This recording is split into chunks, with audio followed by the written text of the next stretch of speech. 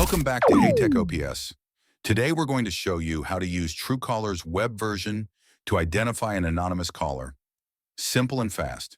First, open your browser and type reverse phone.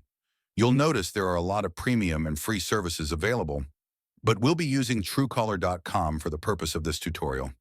You'll need to sign up or log in using either your phone number or Google account. Once you're logged in, you'll see a search bar at the top of the page. Just enter the phone number you want to look up, including its country code, and hit search.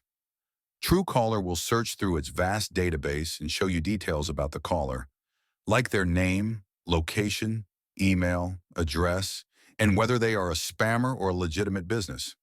If the number is listed, you can block or report it right from the site. Remember, always be cautious about unknown numbers, even if they appear legitimate. Scammers often use familiar numbers to trick you. That's it.